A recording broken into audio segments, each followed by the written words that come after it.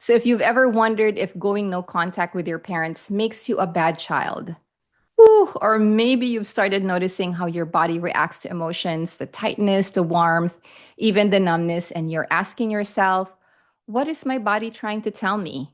If that sounds familiar, this episode is for you.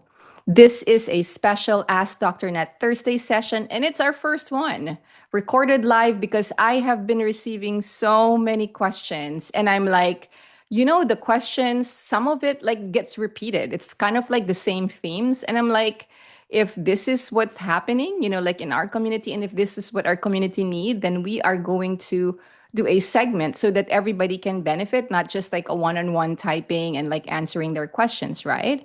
So we have decided that we are going to do the Ask Dr. Net Thursday sessions recorded live with members from the Hilom Collective, which is the only Filipino healing community where you can continue your inner child journey weekly, rooted in ancestral wisdom, cultural heritage, so you don't fall back into old patterns.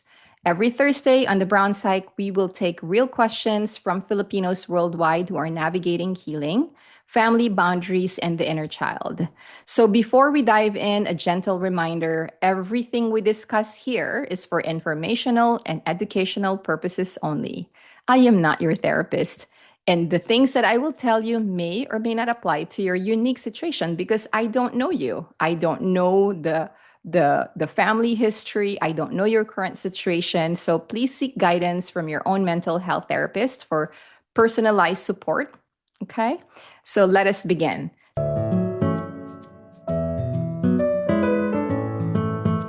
So the first question is like when you go no contact with parents, right? So tonight's first question comes from a Hilom Collective member, and they ask, I've been no contact with my parents for 2 years now.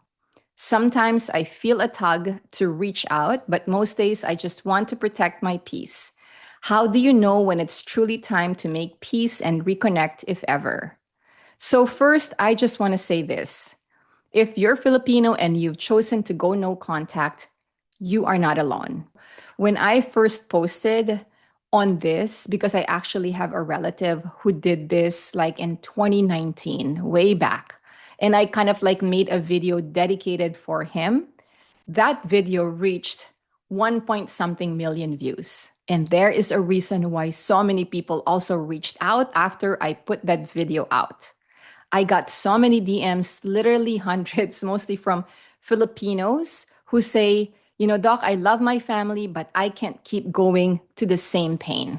I can't keep going back to that family that kind of like cuts me little by little every time, right? And almost every one of them like adds this, I feel guilty, and that guilt runs deep because our culture equates distance with disrespect. We grew up believing that love, to love our parents means to always stay close, to always please, to always forgive immediately. And believe me, the brown side, one of the goals is actually like to bridge the gap, right? Between like the old generation parents and our generation.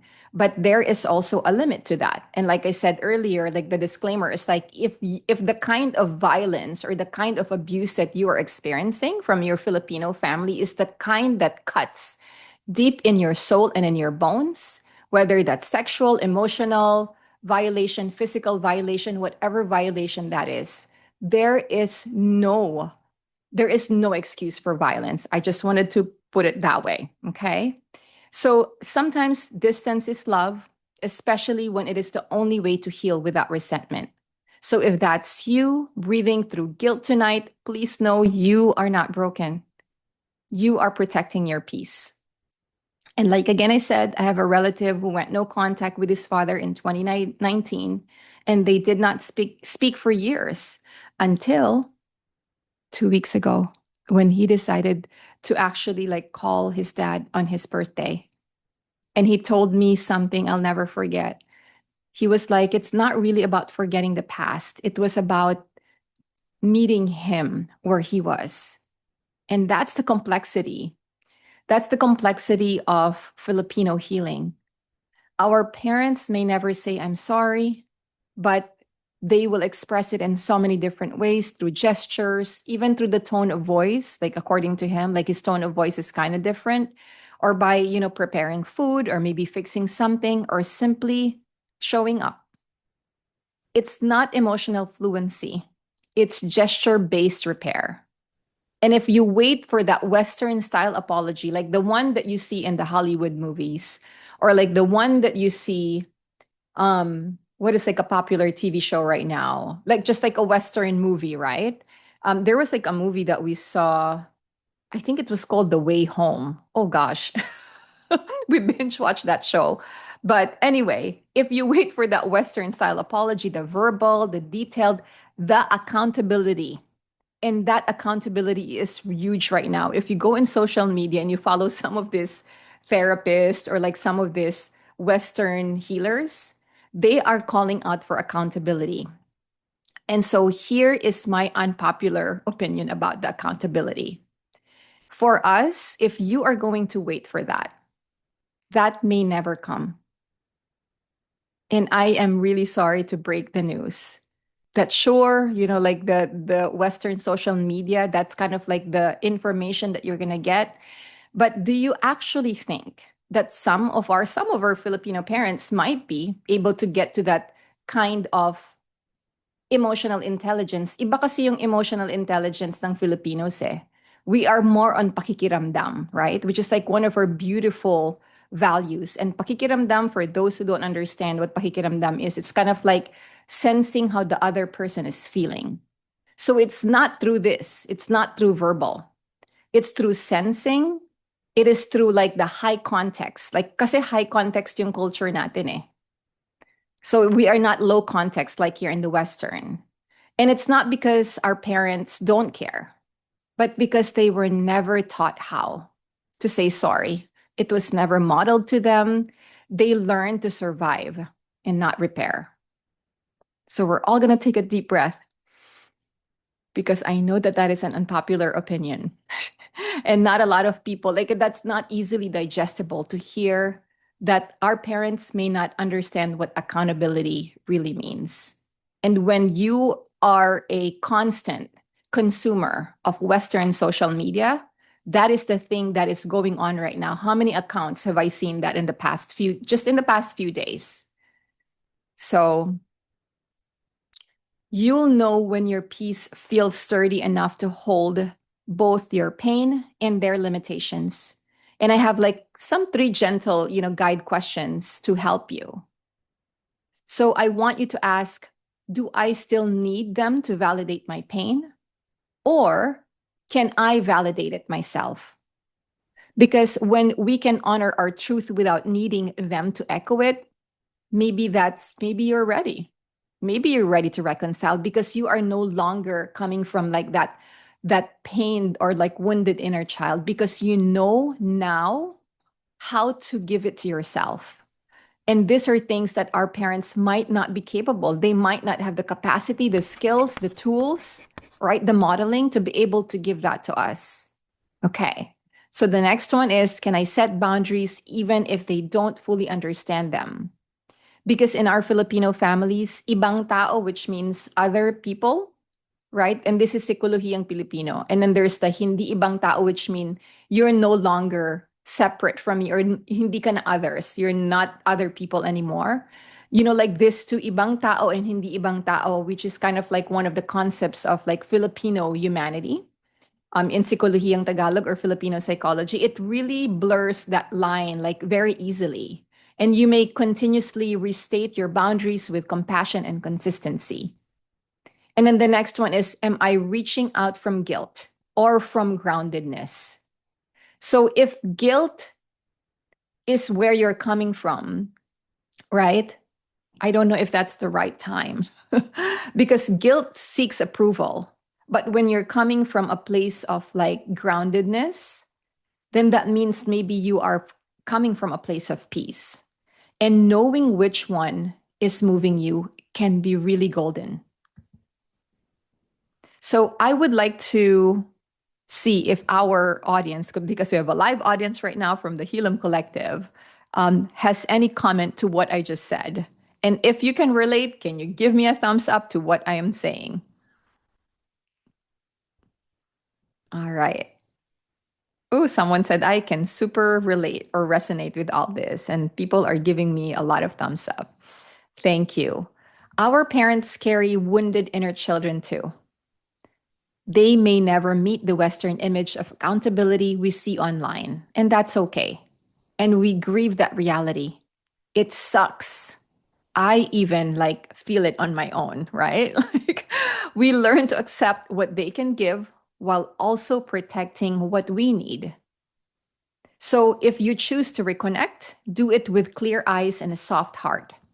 You're not re entering as a child begging for love anymore. You're returning as an adult offering grace. And so for our Hilom Collective members in here in the audience, and if you're in YouTube, you can also answer this question in the comments below. These are some of the questions I'm gonna, ask you to take a deep breath because I know that this can be like a really intense like subject. Feel free to journal or also just sit with these reflections if you wish to. So when you think about reconnecting, what emotions come up for you? Is it the fear, the guilt, the hope, or the grief? And if you want to comment, you can comment to someone commented it hits deep. Yeah, this is kind of like one of those like gut punching, like, ugh, because I know that a lot of us, like I even like follow a lot of like Western accounts and like their recommendations is like very kind of like far off because they don't understand. Like they don't understand our culture. It can look really different on what accountability looks like, on what like apology looks like, right? Not that I don't want to hear the word sorry. Like I would love to, but I know our parents, right? All right. So the next question is like, what would it look like to reconnect without losing yourself? Okay. Someone commented, fear that I will get hurt or shamed again. Oh, yes, for sure. For sure. And I was also going to say, with this comment, when we get into the boundaries topic, that can also like help with this, because like we continuously like need, especially for those who are now in the space of like wanting to reconnect and then they're afraid that this will happen, like that boundary is so important. But again, it's not the Western type of boundary that you think will be helpful. It's actually like the Filipino style of boundary. Maybe that could be like our next, like YouTube's to follow this. I'll make that I'll make that recording for this. Okay. And then the next question would be, what would peace mean for you, even if your parents never say sorry? And if you're watching this on YouTube, I want you to comment below. What's the one thing that resonated for you in this part of our conversation? All right, we are now moving on into our second question. This one will take us to the emotional, to the embodied, how healing shows up in the body in itself. And this is a question from the Hilom Collective member. So the next question is, how do the inner child faces interact with each other? In body mapping, is there an explanation for other sensations? For example, I know tension, but what about other feelings? And I really love this question because it really shows how deeply our community is connecting psychology with body wisdom. And like if you really think about it, the ancestral wisdom, it's a lot about like somatic healing. I mean, think about the hilot, right? The monkey hilot, or like even I don't know if your family does this, but my family certainly does. Like even just like with the tapik, like on the arm, right? Like we're so what do you call this? Like we're so in tune with our body, but like of course like colonization kind of like disrupted that. Anyway, going back to what we're talking about, when we talk about our inner child faces, we're referring to the different emotional selves that live within us. So there's different ones, right? Like these are kind of like the top ones that I'm going to mention, but there's other different faces that other books, like depending on what book of inner child that you're going to read, they'll call it differently. But for the most part, we have the joyful child who wants to play and create.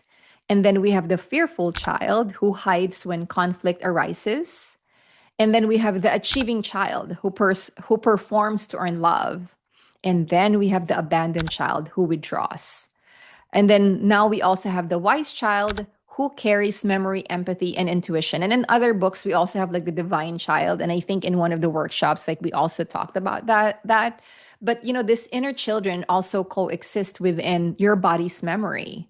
And when one of them activates, your body sends signals, like lightness, either warmth of heaviness or lightness, depending on which type of inner child got touched or like hit or got triggered even at that moment, right?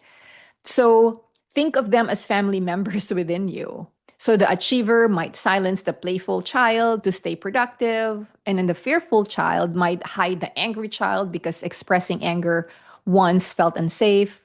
And then the wise child often steps in to soothe the others. I like to call the wise child also, like in some books, they also call it the divine child. This is kind of like the creative, the playful side of us, right?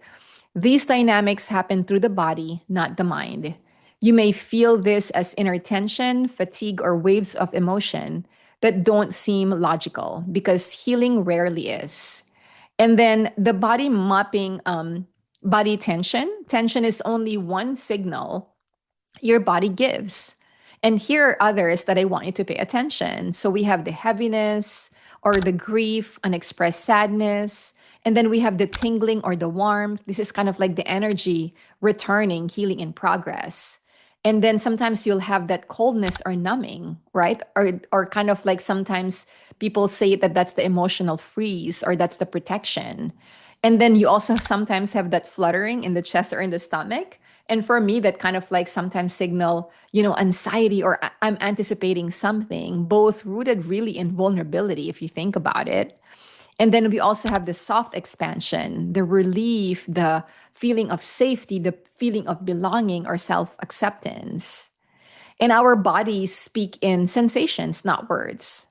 They remember before we remember, right? That's how intelligent our body is. But again, because of colonization, because like when we are not connected with our body, right? When we are disembodied, because that's really the goal of the empire is to disconnect us from our body. The more disconnected we are, the more we're easy to control. So it's all connected. And so in Kapwa psychology, this body language connects the sarili, which is the self, and the kapwa, and which is shared humanity. So this is where psychology meets our spirit or our kaluluwa, our ancestors' form of listening long before therapy existed. Di ba ang ganda? So this is how we can practice body listening. Here's a practice that we even use here in a lot of the workshops that we do here at the Hilom Collective, right? Like we find a quiet moment. We like often start our workshops like with a meditation and just like really tuning into our inner child. A lot of the times you see me like put my hand on the body and the chest or the belly. And then we just notice the sensations, whether it's like the warmth, the tension. Like sometimes I have you kind of like notice the tension between your eyebrow, the stillness. And then the next one is like you can also ask softly, which part of me is speaking right now? Or like, what does this feeling need? So just don't rush it. Like we're not here like to fix because again, nothing is really broken within us. Remember, like we are just really remembering and we are returning to what we already know. The fixing kind of things that were broken, that is like all the Western marketing so that you can buy whatever like they are like pushing in front of you. But we intuitively already know how it is to go back, right? So if you're joining us live, take a deep breath and reflect. The first question is like when you feel emotion, where do you sense it first in your body? So typically for me, it's kind of like really on my belly or on my chest. It's kind of like it vacillates in those two areas. And then the next one is which inner child face do you think shows up most for you right now? Is it the achiever, the fearful one, or the playful one?